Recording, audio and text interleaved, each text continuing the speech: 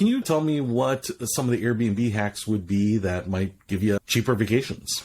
Yeah, maybe now that you have a kid, you might consider looking at that a little bit more. I think right off the bat, just if you're a family that is looking for a place that, again, you're trying to make this as much of a vacation as possible. Usually if you're going, you don't want it to be totally exhausting. And so the difficulty of a hotel room, obviously, is the fact that it's usually one big open room, unless you get like a suite, but then those can get expensive. So not having separate bedrooms or separate even areas in the room is challenging. And that's, to me, one of the advantages of Airbnb is it's typically a house. You're getting different rooms. And so in our case, we can put different kids down at different times. We can stay up late. My wife and I can stay up late. So anyways, those are just right off the bat, I think, some of the advantages. I've also found that there are just more choices. If it's a hotel, again, unless you're getting a suite, you're just getting a standard room and they're all the same.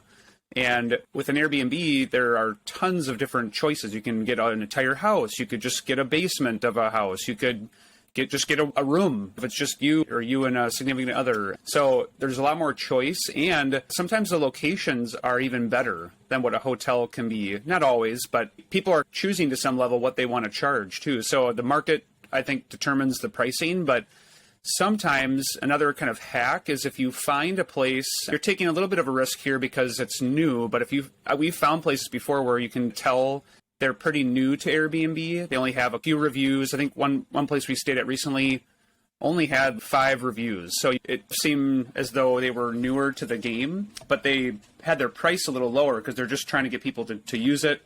And that's a great hack. That's one way you can save some money. Even if let's just say it was like a condo in a place and you can see the prices of the other condos, maybe you find one that is on the newer side of being rented out and it's in a good spot. You can even look at the reviews of the other places and see what do people think about the grounds and the services and whatever, and use that as your guide, but then go with the cheaper place.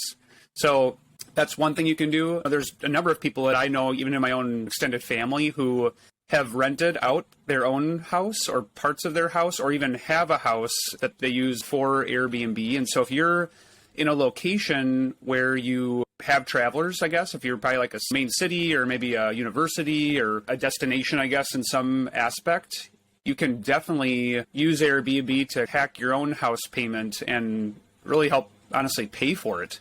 So like I have some family that are near a university. They have a home that they rent out, and they have another spot that they can go when that is being rented. And so that's the key there, is being able to do that. We live in Minneapolis, Minnesota, and so we're actually near a bunch of different destinations, and we've even considered it in the past. But that's just one way to help your own mortgage payment, your own house payment. So whether you're using it to go on your own trip or using it yourself to help offset the cost of living, both are, I think, really something to look into, very beneficial, and Airbnb has made it pretty darn easy to accomplish it for the average person.